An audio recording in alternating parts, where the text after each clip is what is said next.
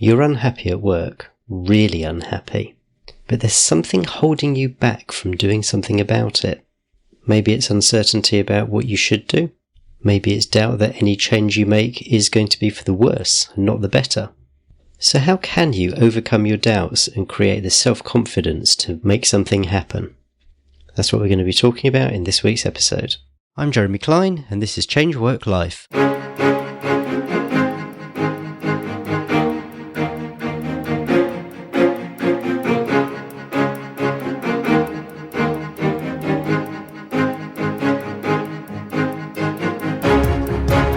Hello and welcome to Change Work Life, the show that's all about beating the Sunday evening blues and enjoying Mondays again.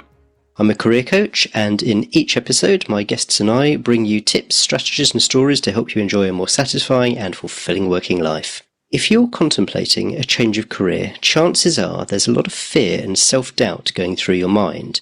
How can you be confident that you're taking the right decision and that it's all going to work out? To help us overcome these fears and doubts, I'm joined this week by Sarah Burrows. Sarah is a career and business coach who helps women who are stuck, lost or unfulfilled in their careers discover a purpose-filled career or business that makes them happy and excited to go to work. She is accredited by the British Psychological Association and is also a Neuro Linguistic Programming practitioner. Sarah, welcome to the podcast. Thank you very much for having me. We'll come on to talk a bit about it later, but for those who are unfamiliar, what is Neuro-Linguistic Programming? Yes, this is a very common question. So Neuro-Linguistic Programming, to summarise, is really about your brain and the way it works, accompanied by the language that you use and how to work with both. Often it can be, the difference from coaching is that it can work on a sort of subconscious level. So it doesn't always require actually talking, but it's there all the time in life in terms of all around you. It's just the sort of practice of programming it and working with our brains to help us, versus sometimes our brains can work not so well for us. And the programming element that it is when you're a neuro-linguistic programming practitioner is to help to have your brain work better for you. Okay, so this is kind of like, I don't know, practicing with positive thoughts, affirmations, that kind of thing, not automatically going to the negative? Sometimes in some of it, yes. So we work a lot around the language. For example, when you say, if you're thinking about a career change, that I just don't know what else to do, your brain will pick up on the word I don't know. So instead of you looking for what you could do, your brain won't serve you because of the language that you're using. It will focus on things that you can't find and disregard other information. So it's partly working with the different language that we use and working out how to maybe change it. There are lots of different elements within NLP. And another one is when you get a feeling, if you hear a certain song that brings back a memory, do you have one and then you hear it and you get quite a warm feeling or you feel quite good? That is something called an anchor. And that changing in your, we call state, how you feel, something that we can do with as a neuro-linguistic programming practitioner is help you to access feelings like that at will, so at choice. So an example of that is where you hear a song and it makes you feel good. Well, you have moments in your life that you feel confident, self-assured, and something that you can do as an NLP practitioner is help a client to feel like that as and when they want to, because they felt it before. Okay, so it's almost like accessing previous states of mind and sort of turning on and off the tap at will. Yes. Fascinating. So what was your background? How did you get into coaching and NLP practicing? Yeah, so I studied psychology at university. So I have a master's degree in psychology. And straight out of doing that, I worked on a British military rehabilitation programme in Shropshire as a researcher and evaluator. And the work that they did there was rehabilitation, adaptive sports, but also life coaching. And so I got to see the power of coaching week in and week out with wounded, injured, and sick men and women, service personnel. And I watched the transformation that coaching had on them. And a lot of them, they were about to go through quite a significant change, whether they'd had an injury and they were about to be discharged from the military or stay. And so I saw the profound impact that life coaching had. And then about 4 years later, decided to retrain as a qualified coach, and then did my Neuro Linguistic Programming afterwards. That's interesting, because when I think of life coaching, the military doesn't feel immediately like the first place you would see it show up. No, and it was my first experience of it. I didn't know much about coaching. I mean, this is back in sort of 2015, 2016. I didn't know much about coaching, even with my psychology. And it was fascinating to see it, and delivered in a way that met those people where they were as well, which I think, like you said, it's not where your mind automatically goes in terms of the recipients of coaching. Let's start to talk about confidence. And when we talk about it, or we talk about a lack of confidence, or we talk about self-doubt, what do you see is actually going on in our brains? Because when you think about it, it's all a bit sort of odd that you've got this internal thought which is somehow inhibiting you from doing something. Yes, so our brains are wired to keep us safe. You know, from an evolutionary standpoint, we are taught to not, step out of the cave because you don't know what's there. So that level of uncertainty of not knowing what's out there means that our brain says, oh, don't do that because, well, you don't know the outcome of that. So, but you know that the outcome of this. So you just stay here, and that's going to take too much time, and you don't know if you could do that. So it finds all these wonderful reasons to not push ourselves, because we know that we're safe when we're comfortable, when we're aware, when we know what's happening. Even if that doesn't necessarily serve us or make us particularly happy, when we are safe, our brains tell us that's a really good place to be. So you mentioned this is kind of being an evolutionary thing. So kind of makes me think, what's changed? When did this cease to become a useful thing, or to what extent is it still a useful thing? I mean, I suppose we're no longer worried about being eaten by a saber-toothed tiger, but yeah, I'm curious as to your thoughts on how this has kind of evolved or not evolved. It's interestingly evolved in that we see dangers, but the dangers have changed. And like you said, when it's not that fight or flight, and even though that's the response we might have, the fight, flight, freeze response, we can still have that. When you give a presentation, you might have one, and that's something that you're really uncomfortable with. You might have one of those responses. So to some degree, the physiological response to that can be the same, but then it's not serving us because the dangers aren't the same as they used to be, and they're not life-threatening. And the worst that could happen is that judgment, and we don't want that, but it's not necessarily life or death. So to some degree, it has evolved. The external world has evolved. Some of the internal world just sees danger in a lot more areas, but those areas have changed, and that has evolved. So what makes lack of confidence such a barrier when it comes to making some kind of a career change?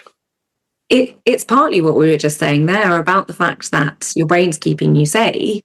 And so even if you're unhappy, but you're comfortable, you might stay. And it might impact you so much so that you stay for years in a career that doesn't bring you any joy, that you stay, or you might move in a similar role but multiple times and still being unhappy in each of those. It might be the same role. It might be marketing in one area, marketing in an agency, marketing somewhere else, and it's still not bringing you any joy. So confidence can mean that we don't step out of our comfort zone, and we don't prioritize the career change, because our brain can be telling us all the reasons not to, and all the reasons, like staying because you've spent so many years, it's what you've trained in. And it can find all of these reasons to stay because you're comfortable. But really, confidence and self-doubt stops people from starting the process. and continuing the process that's required for a career change, because that self-doubt can crop up at every stage.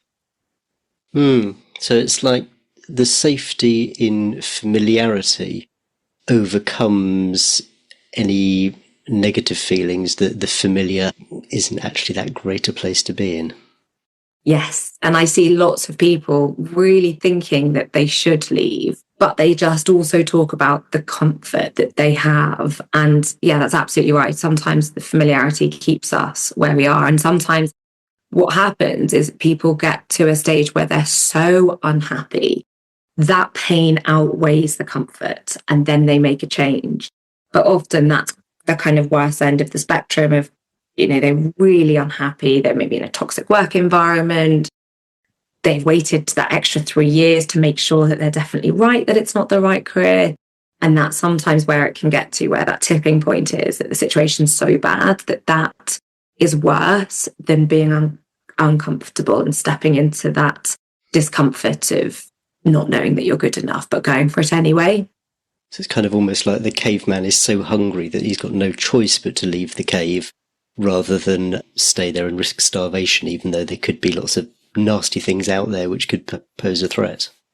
Yes, yeah, absolutely. Love that analogy. Do you see as being the most common causes or perhaps sources of doubt? So do you mean like internally in terms of the thoughts? Yeah. I'm not sure what causes self-doubt. Well, there are a couple of things that cause that research says that causes some confidence and self-doubt, especially in women. A couple of things, some historic research shows girls at a very young age are taught to only put your hand up in school when you know the answer and not to take those risks. And again, same when you look at comparative gender studies of children in the playground. Boys are taught to take risks and girls less so. The times that mothers will go over to the children and say, oh, be careful, watch where you're going.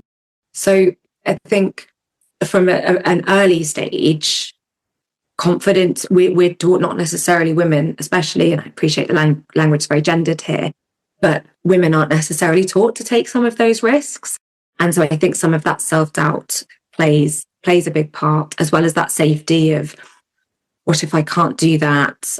Some self-doubt comes, and one of the causes of that it's that fear of failure, fear that the grass isn't going to be greener on the other side, and they take the leap and they do the work and it's worse than where they currently are. And so there's all these different reasons that help us to stay in that cycle of confidence and self-doubt. And another one is fear of judgment of other people.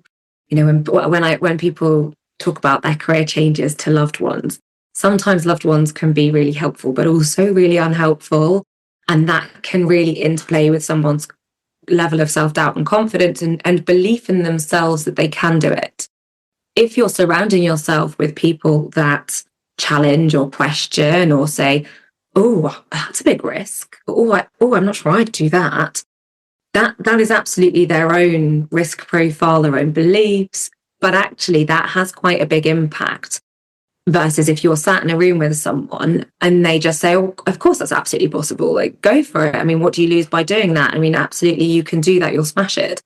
There's very different sensations of confidence that come as a result of both of those conversations. So I think something that isn't actually often talked about when we think about self-doubt and confidence, and a lot of it's that internal mindset piece, is actually sometimes it is the people that you're surrounding yourself with that can help or hinder how you feel about taking that risk and taking that step out of your comfort zone.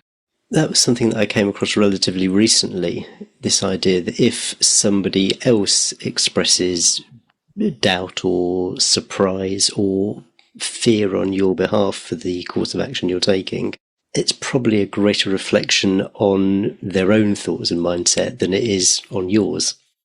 Yes, yeah. I quite often, especially in the career change sphere, people have what I call different levels of risk profile. So some people will have a huge risk profile and others won't. But their advice will always come from a very good place, sometimes, not always, but it's within their own risk profile in mind. So if I've got a client and her her risk profile is quite big, I would say, actually. So she didn't like her job, so she just decided to hand her notice in because she looked like she had a good prospect of another one on the pipeline. Her partner had a much lower risk profile, so it's really trying to talk her out of it, because for him, financial security was obviously a real big driver. And when I actually coached her and I talked her through kind of what she wanted, and we reflected on the conversation, she could really see that was definitely him and his own values in the advice he was giving to her about how she should live her life, how she should run her career, just from how he felt about his own, not actually how she wanted to. She ended up making the decision to leave because she knew that she had enough security for her level of risk. She had enough savings in the bank, she had other prospects of work. All of those things meant she actually could remove herself from the situation she was unhappy in. So you just have to take into consideration that it is all their own proof of what they think is a good idea and what their world is.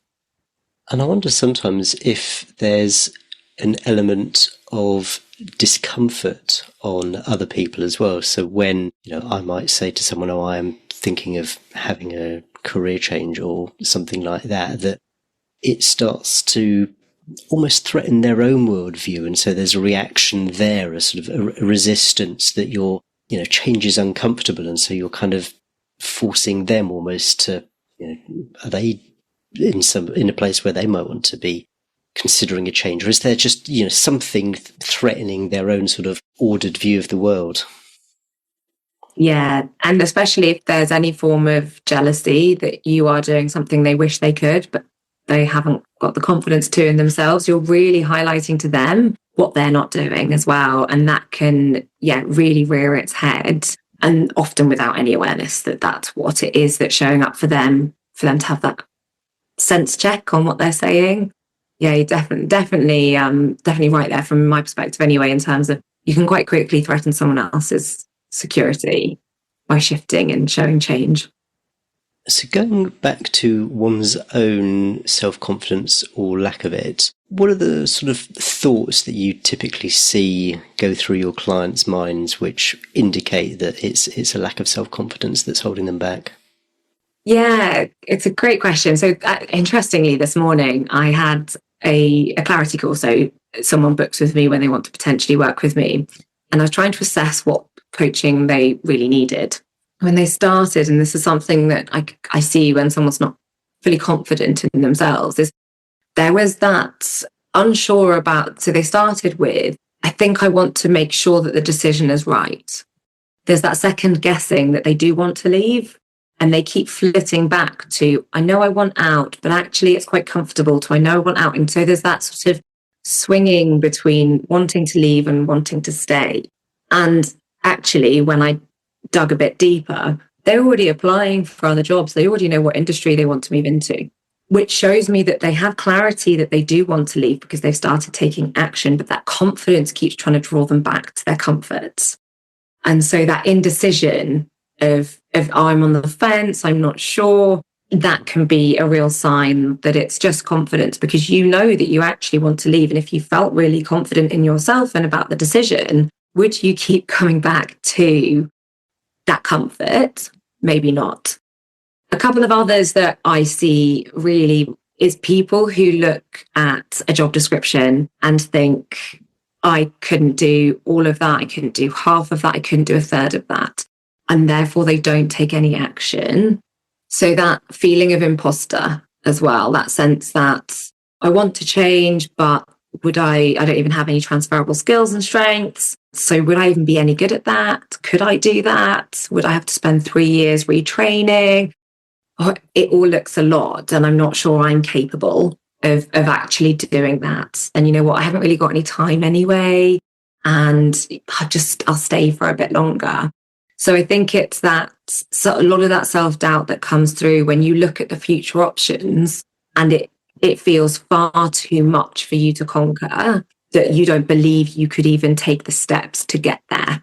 Picking up on that a little bit further, I'm curious about this sort of dividing line between genuine concern and the story we're telling ourselves. So, for example, I might see a job advert for a research biologist of a pharmaceutical company. I know that there is absolutely no point in me applying for that because I've got absolutely none of the educational background or skills or anything like that, however much I might like the idea of being a research biologist. Now, maybe that means there's, I don't know, retraining or whatever research to find out what that could mean. But for me, that is a good reason for me not to apply for that job.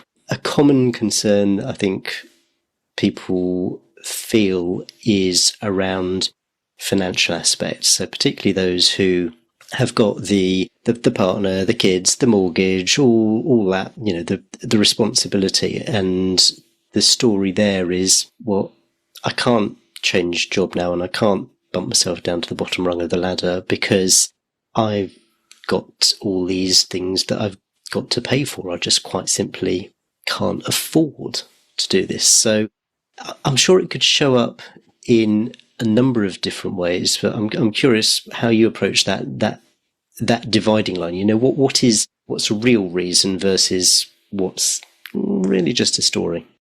When you're talking about what you absolutely couldn't do, and I love the example of research in biology because it is very niche and specific, it's usually how I would pick up on something like that is I would say, why don't you just do some research? Because you never know. And you start to see it as a theme of the different kinds of roles. And you can have a conversation with someone, they'll mention 10 roles and they'll come up with but I couldn't do that because after each one. So I guess it's that, are you disregarding every career option before it's become an option? Therefore, I would probably look at a bit of that confidence and self-doubt. How I would work with that is with my clients, I rephrase it to, you're just doing research. It's not your career forever. Taking a bit of that pressure off and just saying, actually, for now, if you think that being a research biologist actually would be a really good fit for you, why don't you just go and do some research? Because it might be something you want to do enough or could do enough in 3 or 5 years' time, if that's where you want to go.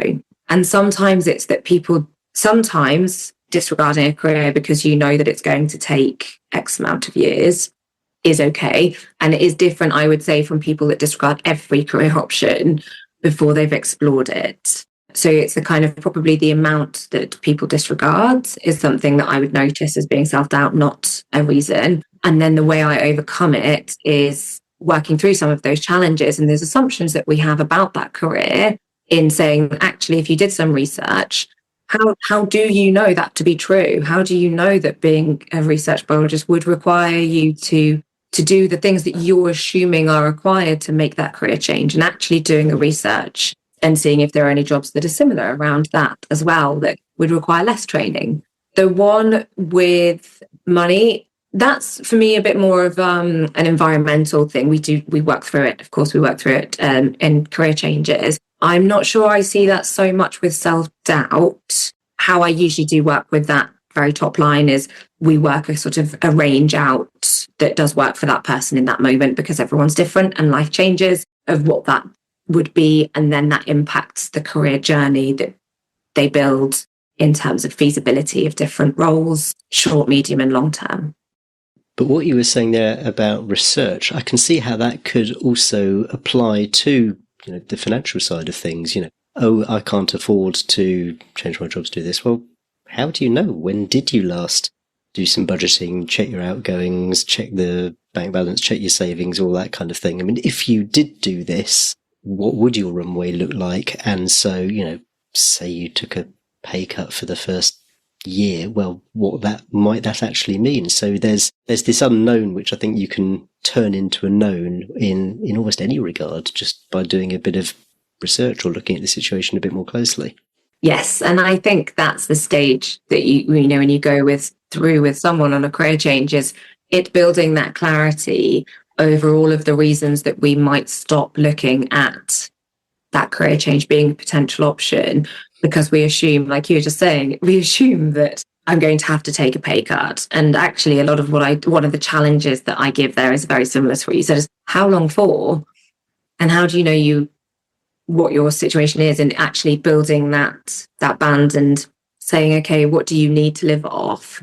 What actually does that number look like? Have you ever even thought about that? rather than just thinking, oh, I don't want to take a pay cut, which is understandable. We work really hard in our careers to move up.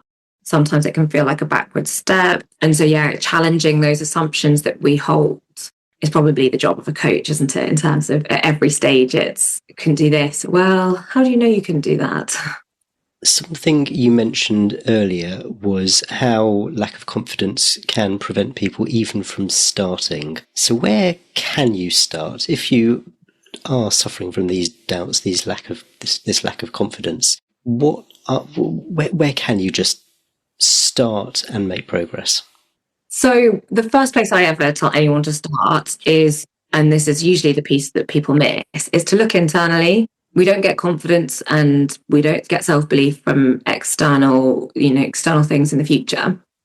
So if you think that it might be your confidence or your self-doubt that's really impacting you, to start writing a list of your skills and your strengths and what you enjoy.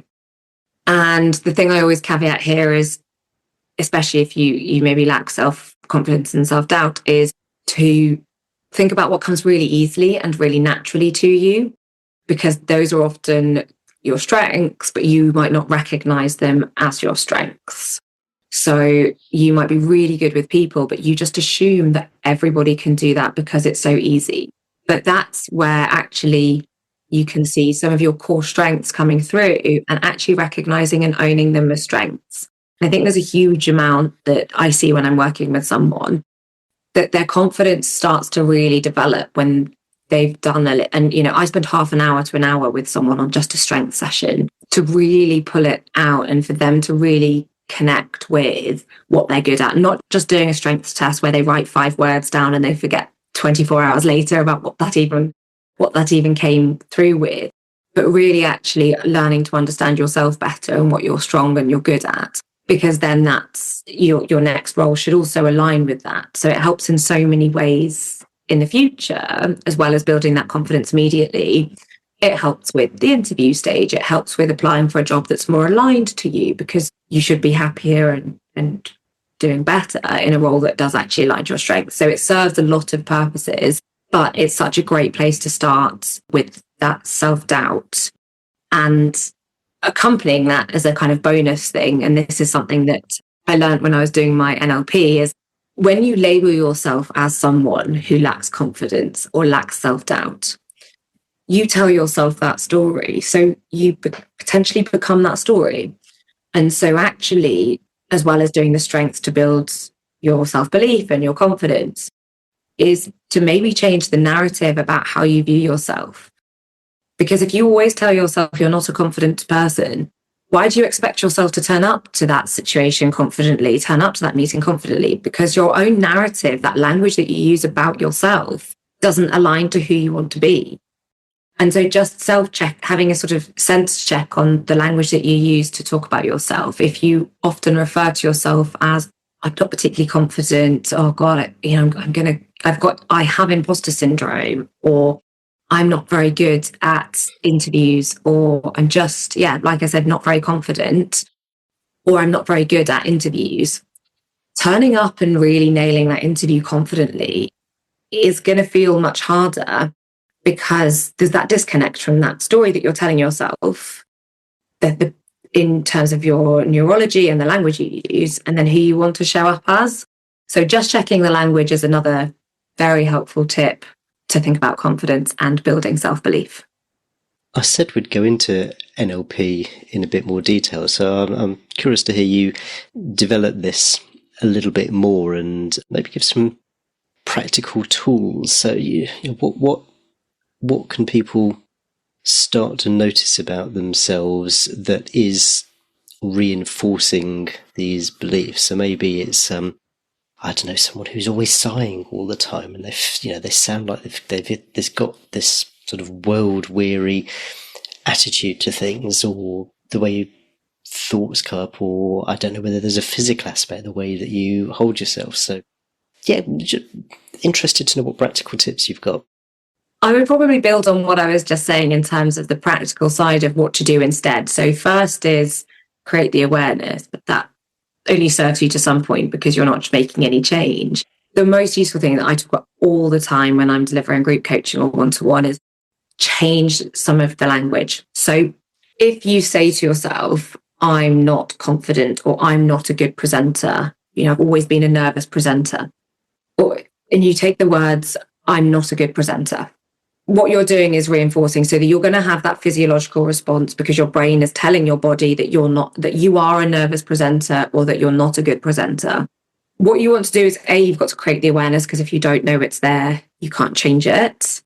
So if I'm going to deliver a presentation, the first thing I'm going to do is check in with myself about how I'm talking to myself. Or when I'm talking to my friends, I'm like, oh God, I'm really nervous about this presentation. I'm just not a very good presenter. Start to pick up on those kind of phrases that you're using when you're talking, both internally but externally as well. That self-deprecating humbleness might not be serving you. And think about how you're changing it. So if you're saying, I'm not a good presenter, all you need to do is change that one word from not to I am a good presenter. You can change it to the positive, but you can also change it so that it resonates a bit more of I'm growing to be a better presenter. I'm learning to be a confident presenter. You don't have to flip it, because if it doesn't resonate, then it won't necessarily be effective, because your brain isn't necessarily, you're saying words, but you're not feeling them. That sort of state needs to change. But you maybe can lean into, I'm growing, I'm changing, and I'm learning. So it's having that awareness around that language that you're using to describe yourself, where it's not serving you. Finding the negative word in that. So I'm not confident, and just taking the word not out. Easy just to find that one negative word, because that's what your brain focuses on, and then change that and to find something that's more positive. And what you'll start to see is you can grow into that more confident person, because your brain is also telling your body that you are that more confident person, or you're growing, you're leaving that door open because you're growing to be more confident. You're growing that self-belief. That's easier sometimes for people to resonate with and to kind of associate with, so that they feel it rather than they don't feel it, because you need to feel that sensation to be able to kind of grow with it and to change it, and for it to be effective, and for it to work. If you've gone from that unhelpful NLP language of I'm not confident to I'm really confident, if you don't associate it, if you don't feel that, it's not necessarily going to work.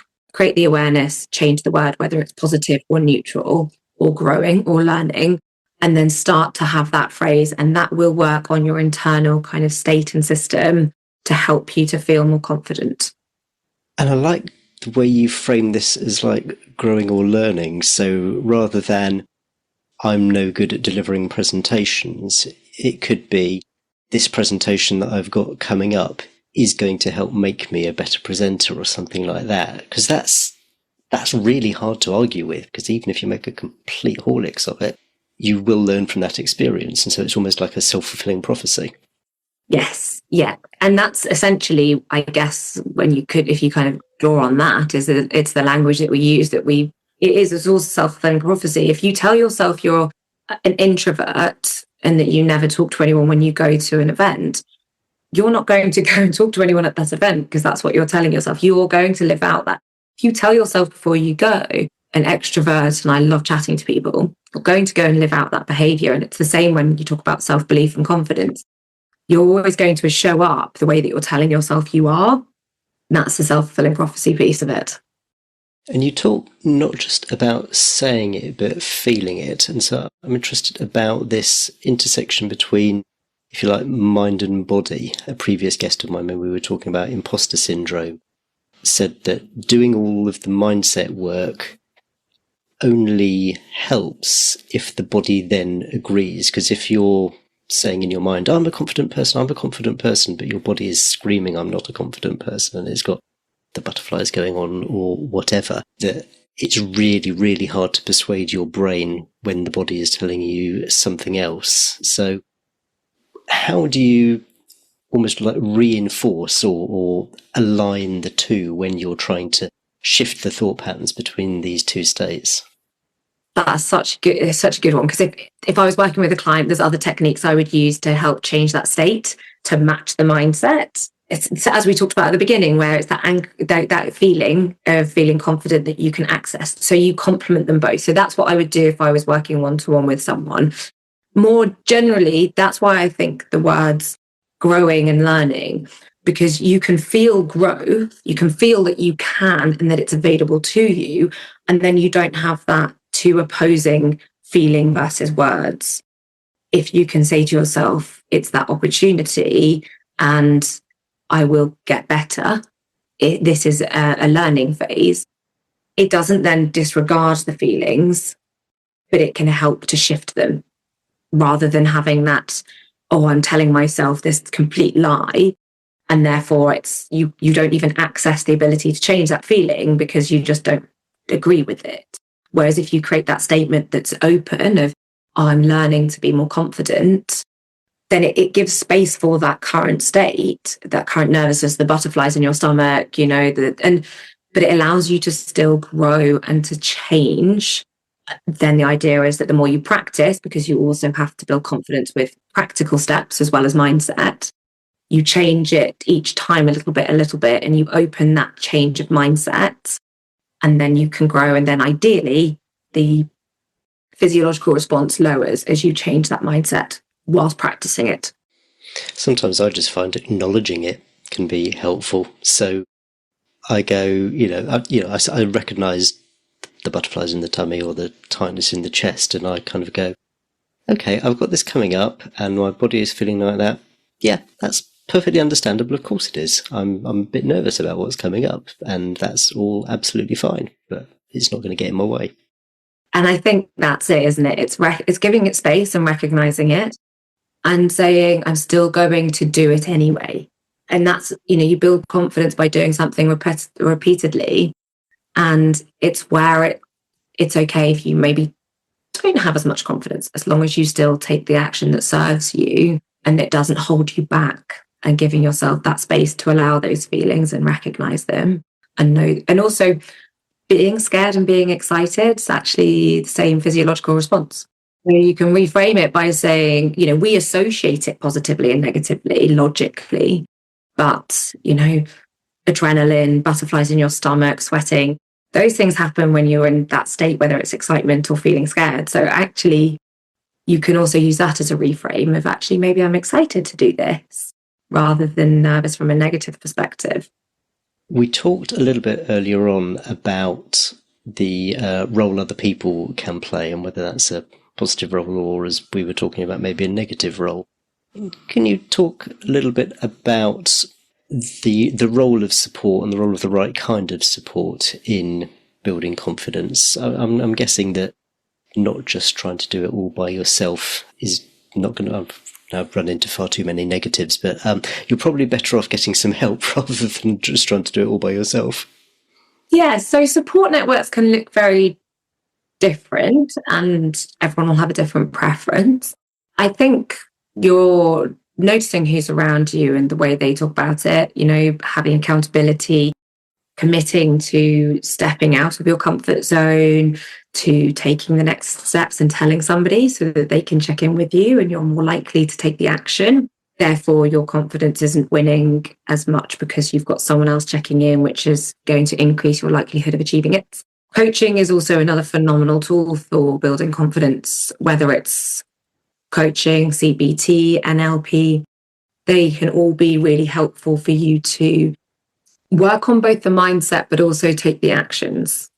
And knowing that you're coming back to a coach, my clients always, let me know that they're doing the work quite quickly before the session. And it is that accountability that means that your confidence doesn't win because you've committed to this. So there's two, and there's the first one is that noticing people who make you feel really good and noticing people that maybe don't. And the things that they say, I really notice when having a chat with one person and they're like, oh, don't do that. And they kind of snarl, versus other people that are like, oh, yeah, of course you can do that. Yeah, great, go for it. And just start to notice how other people kind of what their energy does for you. And then the accountability and coaching as well, I think, is the most effective thing for building confidence and self-belief. The accountability piece, that definitely resonates with me. When you've got someone telling you to do something and they're expecting it back from you, you kind of get on with it even if you don't think you can do it. It's phenomenally effective. Yeah, and people always say that's what they like about work in terms of the deadlines. You've got that deadline and you're going to work to that deadline. Well, create those deadlines for your personal growth as well, and then you'll excel in both your career and your personal world as well. Just lifting one methodology from a space that we're very used to it to a space that we maybe haven't experienced it before. So someone who wants either to find out more or maybe practice some of the techniques, what tools or resources can you suggest they might want to look into? ChatGPT is something I'm using quite a lot at the moment, quite recently, for clients who struggle to understand their transferable skills, maybe for an interview, and they're kind of lacking a bit of that confidence. And a tip I was giving to a client the other day is I said, if you put in the job description for the job that you're looking at and you ask and you put in your CV, you can ask it to find the transferable skills that you have that align to that job. It's not 100% accurate, and ChatGPT has many, many flaws. But with that being said, sometimes what it can do is help with that objectivity of different strengths you might not have seen whilst linking it to another role. And that can be really powerful for a lot of people in terms of recognizing their strengths, which is what I came back to earlier, saying learning your strengths and knowing your strengths can really help you feel confident. This is a kind of another level of specifically going for an interview, for example, of pulling out some of your transferable strengths that would be needed for the job. I don't think ChatGPT is quite yet going to replace career coaches, but I think it definitely can help. It's there's so much that it can do, and I think we've only just scratched the surface on that. But in terms of helping people with mindset careers, I recently used it as a role-playing thing. So I was doing some informational interviews, and I basically asked ChatGPT to play the role of the person that I wanted to speak to, and it was really, really helpful. It was brilliant. Where should people go if they want to find you? Yeah, great. So I'm on Instagram. My handle is achieving_ambition_. I'm on LinkedIn at Sarah Burrows Coaching. And my website is achievingambition.com, of which has all the information of getting in touch, hearing me on different podcasts, reading the blogs, being on my newsletter, whatever it is that they want to access, it is all on the website. And then I'm active on both Instagram and LinkedIn. As always, links in the show notes. Sarah, thank you so much for coming on. It's been a very interesting discussion, so thank you so much. Thank you for having me. It's been great. Okay, hope you enjoyed that interview with Sarah Burrows. Sarah talked in this conversation about only putting your hand up when you know the answer. She mentioned how she sees this in particular with women, but I think it probably applies to a lot of people. Most jobs just don't allow you the opportunity to get curious, to experiment, to get things wrong. And I think that's one of the things which holds people back when it comes to exploring career change. We're so scared of not already knowing the right answer, of getting it wrong, that it seems to stop us just taking even those small initial steps, even those low-risk steps like doing a bit of research, having a conversation with someone in a different profession. And I really like the idea of what Sarah and I were discussing, of trying to adopt the mindset that whatever happens, taking this action is in some small way going to improve me. I might not get it right. In fact, I might make a complete and utter mess of it. But I'll learn from the experience, and it will make me better in some small respect going forwards. Confidence is something which quite regularly comes up in coaching. So if you're in that position, if you're unhappy but there is something holding you back from exploring a change, set up a call with me and we can explore what it is that you need to have the confidence to move forward. Anyone who wants to can book a complimentary 30-minute coaching session with me, and you can do that by going to changewhatlife.com/coaching. That's changewhatlife.com/coaching. Show notes for this episode are at changewhatlife.com/199. That's changewhatlife.com/199. And yes, that means that in 2 weeks' time, it is going to be episode 200. Now, I'm recording this quite far in advance, so I'm not entirely sure yet what I'm going to be doing for episode 200, but I suspect that it's going to be more around me and what I've been doing over the past 12 months or so since I left my corporate job to go full-time with coaching. I think there's going to be lots of insights, and you'll be able to learn not from the things that I've done right, but the things I've done wrong, because there's been quite a few things that I have done wrong over the past year. And so if I can share those mistakes with you and help you to avoid them in the future, well, hopefully that'll be pretty valuable. So make sure you're subscribed to the podcast so episode 200 automatically gets downloaded into your feed, and I can't wait to see you in 2 weeks' time. Cheers. Bye.